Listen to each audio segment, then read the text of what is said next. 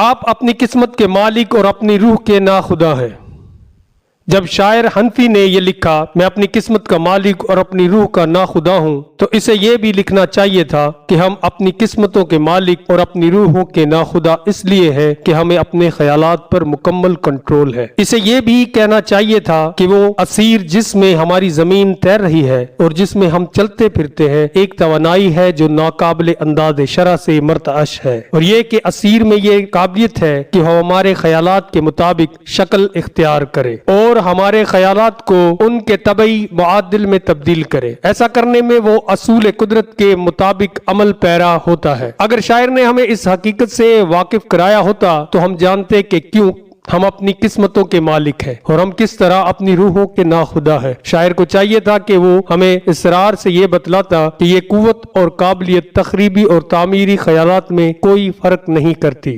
ہمارے افلاس اور اثرت کے خیالات کو بھی وہ اسی طرح مادی صورت میں تبدیل کر دیتی ہے جس طرح ہمارے امارت اور دولت کے تصورات کو۔ شاعر کو چاہیے تھا کہ وہ ہمیں یہ بھی بتلاتا کہ ہمارے ذہن ان خیالات سے مکنائے ہوئے رہتے ہیں جن کی ہم پرورش کرتے رہتے ہیں، اور ان طریقوں سے جن سے کوئی انسان واقف نہیں۔ یہ مقناطیس ان قوتوں، لوگوں اور حالات زندگی کو ہماری طرف کھینچتا ہے جو ہمارے خیالات کے ساتھ یکسانیت اور ہم آہنگی رکھتے ہیں۔ شاعر کو یہ بھی بتانا چاہیے تھا کہ قبل اس کے کہ ہم کثیر تعداد میں دولت اکٹھی کریں، اپنے دماغوں اور اپنے ذہنوں کو دولت کی انتہائی خواہش سے اس قدر بھر دیں کہ ہم میں احساس دولت مندی پیدا ہو جائے اور ہماری حصول دولت کی خواہش اس قدر شدید ہو جائے کہ ہم اسے حاصل کرنے کے لیے سر دھڑ کی بازی لگانے سے بھی گریز نہ کریں اور خیالات کی مدد سے قابل عمل تیار کر لیں۔ لیکن شاعر تھا، فلسفہ عمل سے نابلد تھا۔ اس نے شاعرانہ انداز میں ایک حقیقت بیان کر دی۔ یہ اس کے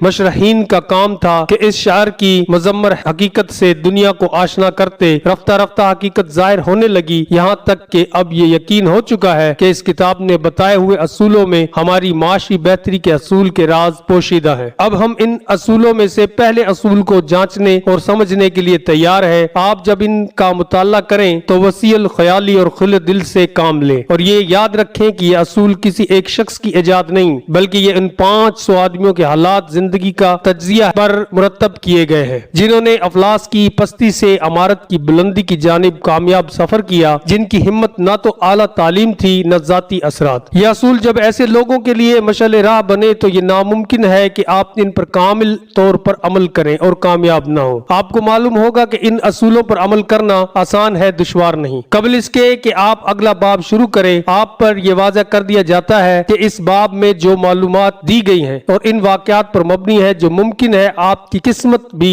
بدل دیں، جس طرح اس نے ان 2 افراد کی قسمتیں بدل دیں جن کا ذکر آئندہ باب میں کیا گیا ہے۔ مصنف یہاں یہ بھی واضح کر دینا چاہتا ہے کہ مصنف اور ان 2 اشخاص کے تعلقات ایسے ہیں کہ اگر وہ چاہتا بھی تو ان واقعات کو مبالغے کے ساتھ پیش نہ کر سکتا تھا۔ ان میں سے ایک مصنف کا 35 سالہ دوست تھا اور دوسرا خود مصنف کا اپنا بیٹا تھا۔ ان 2 افراد کی غیر معمولی کامیابی اور وہ کامیابی جو آئندہ باب میں دیے ہوئے اصولوں پر عمل کرنے سے حاصل ہوئی ہے، اس تعلق کے خاطر کو جس کا اوپر ذکر کیا گیا ہے حق بجانب قرار دیتی ہے۔ دوستو، اگر ہماری یہ ویڈیو آپ کو پسند آئی ہو تو لائک اور شیئر کرنا نہ بھولیے گا۔ اگر آپ نے ہمارا چینل سبسکرائب نہیں کیا تو سبسکرائب کر دیں۔ ملتے ہیں ایک اور ویڈیو کے ساتھ، تب تک اپنا خیال رکھیے گا۔ اللہ نگہبان۔